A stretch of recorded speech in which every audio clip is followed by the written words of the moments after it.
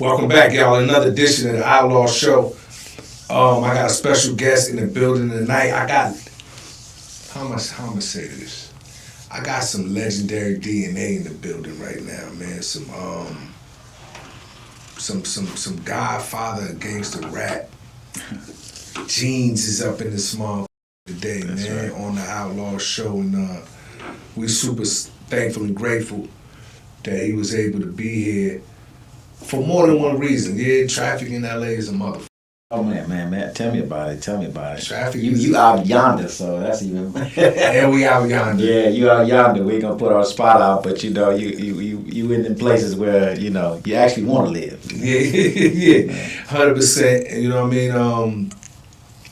But me and you got something in common, man. Yeah, We got a lot in common. a whole lot. Besides, legendary affiliations and family members and things of that nature. But we both heart attack survivors, man. Yes. And I want to just say, Oh, I'm yeah. glad you're still here, man. Yeah, likewise, brother. I'm glad you're still here Likewise. because that ain't no joke, man. Not at all. And I know that's a heavy way to start the show, Huh. but y'all know how it is here at the Outlaw Show, man. We would like to get right to it. Talk about you having that heart attack and Oh, then man. what it did for you post the heart attack. It was a trip. As I went through it, it was different to know that I probably got that sign maybe months before.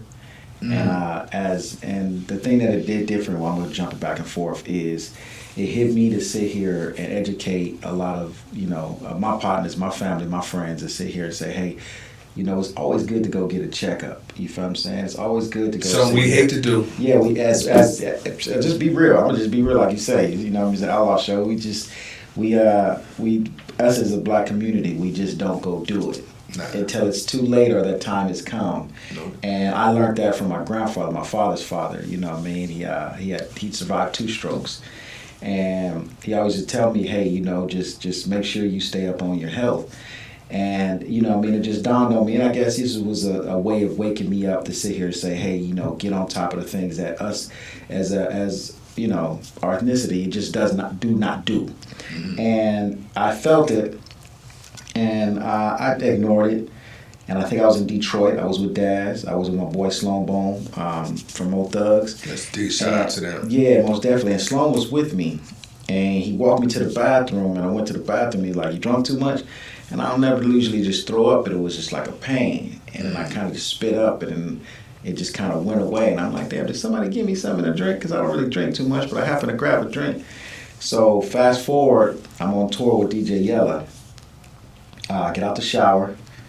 I was rolling up, I was smoking. It's another thing that I could say here, people too, you know what I mean? But, it's just push and shove. Mm-hmm. And I'm actually smoking something that's over there in Australia, of course, this time. And I fell down the street, and I sat down, I went to the casino, and I felt what I felt months ago.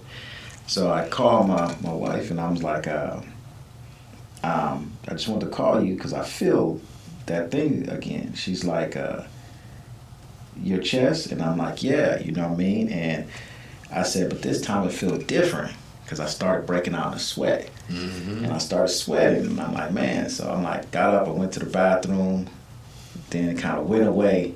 I'm like, oh, okay, I'm cool. I'm like, I don't know what that was, but I'm cool. Maybe it was just anxiety or something like that. I don't know. Never had it before, but I'm looking at every excuse. Go and sit back down, it happens again, and I start pouring sweat. So I'm like, let me go to the bathroom. When I go to the bathroom, I couldn't maybe like make a grip or a strengthening thing. So I'm like, oh man, like something going on. So one of my partners was there from Australia, Forte. I hit him, he was coming to meet me, he was going to go dinner. And I'm like, hey man, just bring me some water in the bathroom. He's like, you cool? I'm like, yeah. So I stayed there for a minute on the phone, drank the water, and then I just said, you know what, I can't sit in here. I was there about like 45 minutes, maybe an hour. Got up, and I told him, hey, let's bail. Let me get back to my place where I'm at. And I go to the taxi. Taxi driver kicks me out because he thought I was going to throw up, and I'm just slumped over. He like, nah, he just don't feel well. So I get to the, taxi driver apologized. Maybe 10 minutes later, he takes me And I'm like, man, I made it all the way upstairs. I'm on like the 60th floor. Got in the elevator. He like, you straight eating? I said, yeah, I'm cool. I'm gonna go. Me and DJ Yella had to do a promo for our next tour stop in a different part of Australia. So he hit me. He's like, come on, you ready to go film this? I told him, nah, my head hurt. And he's like, all right, I'm gonna go take care of it. So when he left, I got up, and just the knowledge that I have, someone told me to go to the convenience store and get an aspirin. So I went and got an aspirin, and I ate it, and I'm like, for a minute, threw up again, and I felt okay. Laid down, tried to sleep, the pain was there, whooped and the other. Get up the next morning, we gotta catch a flight. So we go catch a flight, and we're at the airport. He says, after a while, he says, how's your head? I say, yeah, that wasn't my head, it was my chest. He said, what? I said, yeah, my chest was hurting, and I felt something. So he go and gives me nitroglycerin. He had it in his, because Yellow has stents in his heart. So it's what a coincidence that I'm with somebody who already had a situation. And he gives me nitroglycerin. He say, here, just take this, put it up in your tongue, let it dissolve. It should get away from pain like that. And I said, yes, that doesn't hurt. He's like, just take it. I took it, I flew. So now I'm elevating myself in the plane. So you know the history. All of us that go through know the history of what's going on. Elevated myself in the plane, landed. I went to another plane, probably as big as, a really little small plane, like one of them little ones, the little charter planes with propellers. We're going to an island called Tiwi Island in Australia. We flew to Darwin, we flew to Tiwi Island. Whole day, I'm fine. That's not even thinking about it, does not even think nothing of it. Went to see, it was a humbling experience. I went to see the small 500 population island of the Aboriginals. Did a little workshop for the kids there, spoke to the kids, made their day, made their world. Did all this, that, and the other. Flew back, and I'm a pescatarian, so I end up going, and I'm like, usually when I'm out of the country, I eat chicken. So I ate chicken, drank some orange juice, and laid down, and it came back again, like as soon as I laid flat. And I'm like, that pain is there. And I'm like, dang. So long story short, while we're in Darwin, 7 straight days, 7 straight nights, I could not sleep for over 20 minutes at all. And didn't know what was going on. I'm praying, I break it down. I'm like, man, Yella's sitting here. He was like, did you use the things? I'm like, man, I start popping them things, them nitroglycerins like M&Ms. You only supposed, you do it 3 times and it's 15 minutes, go to the hospital. That's how they say with you. So if I pop my legs up like this, I was able to go to sleep. And then I had the TV on, Yella come in, and he'll cut the TV off, and I wake up, and I'm like, oh, cool, man, I was sleeping. Let me go lay down. I go lay down, can't sleep for the rest of the night. So all that knowledge just to sit here and give you the description of what was going on is basically when I was laying flat, it cut off the air supply in my body, and it was bringing pain to my chest. So we flew over 7 times, did 4 more shows. I did 1 show. He kind of was backing me up a lot because he can see it in me. He was like, you cool? Because every time I go sit down after a verse, and he's like, man, you cool? Got through the show. It was a great show, sold out, Darwin, everything. But I was like, man, I've never been whooped like this before, and I work out. You know what I'm saying? Before I go on the road. And I'm like, man. So we finally go home. As soon as we land home, it's 17, 18-hour flight. I was cool during the flight, didn't feel it too much of nothing. Do you feel what I mean? I'm like, just keeping faith. I said, hey, whatever you do, I ask God, whatever you do, just get me home. And then I'll figure out. So I get home. As soon as I get to Downey, my grandmother's house, I get emotional when I see her.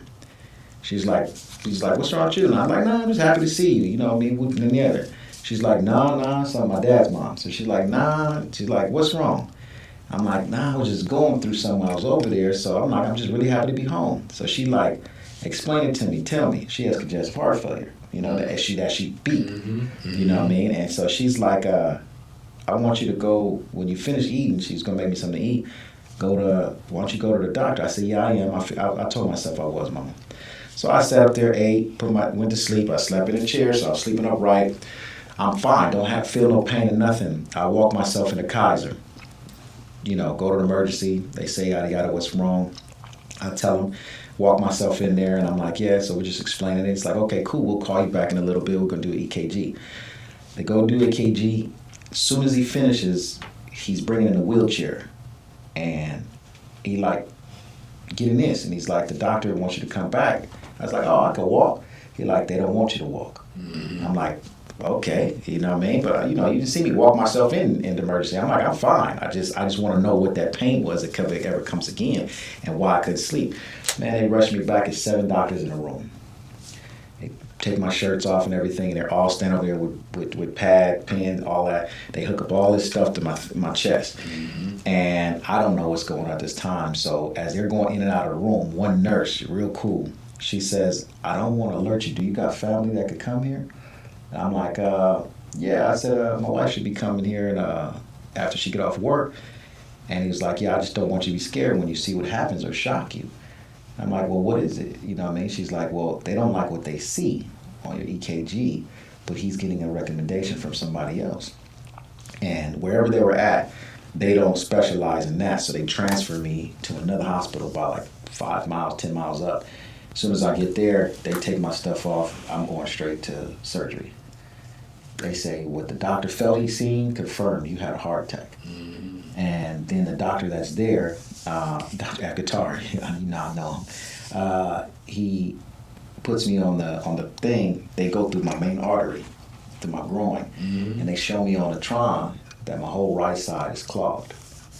And as I'm going through that, I went through surgery for about 2 hours. He's like, hey, this usually takes 30 minutes. You took 2 hours. I usually do 2 stents. You have 4 stents. He like, somebody is praying for you because most people won't get through this. Wow. You know what I mean? And when he shows me, he says, look at this. He said, this was your heart coming in. It was blank. I mean, no, it was dark. It was all clogged. He said, this is your heart on the other side. He said, look what your left side is doing. It got so strong, it pumped and made 3 veins to go the other side. I say that to say that's my testament to DJ Yella giving me the nitroglycerin. Because he said, as I was under, you know what I mean, I'm not out because they just numb my whole body, that lower side. I could hear them saying, why he didn't go to a doctor over there. But if he would have, he would have never made it home. 2, we don't know how he made it home. We don't know how this kid got home or survived. Oh, they're like, man. So they unclogged the whole right side. And he said it like, look how strong your left side is. It made, you know, it's our normal veins, and it made 3 different more veins to protect the right side. That is amazing. And he's like, he took a 17-hour flight. Like, he didn't pass out on the flight. He didn't. I did the flights from Australia to America. You already know it. You already know it. So I don't know how you did it either. Yeah. But I kind of do. Yeah, I do. Because you know you meant to be here. Yeah, very much. Very much. As our church folks would say, you have an anointing on you. Oh man, appreciate it. I give all praise to God. Like I said, I was talking to him every night just to get me home. And then the change of it as a man is basically educating everybody as far as in what we can do for our bodies. The things are left alone. You know what I mean? Be careful with the things that you pick up and do smoke. You feel what I'm saying? Out the country, in the country, whatever. You know what I mean? Pay attention to what you're eating. Pay attention. Oh yeah, that's the main thing. You know, I'm not going down the list, but yes, pay attention to eating. You know, the cholesterol is a bad problem, high blood pressure is a bad problem, and in our community, it's you know, it's hereditary. It's known. Yeah. And why I say hereditary, because of the fact that I was one not believing that. But if my mama and my grandmother eat like this, 9 times 10, what I'm going to do, eat like that. And that's my acquired taste. So that's where you get that hereditary part from. You know what I mean? It's just like, I used to tell a lot of doctors like nothing about my family history. But you understand why they sit here and look at it, because it's just a fact of it. But I turned myself to pescatarian. I was a pescatarian before that time. It was just, you know, things that I just wasn't paying attention to. Work out more, do, you know, at least about 3 to 4 miles a day. You know what I mean? I try to eat right. You know what I mean? I got kids to live for, and I owe it to God to sit here and take care of the temple that He gave me. You know what I'm saying? Yeah, and we got these second chances, man. Yeah. You know what I mean? We got these second chances. So that's how I started the show off. Let's bring it down. I mean, and go back a little bit, man, to the beginning for Lil Eazy-E.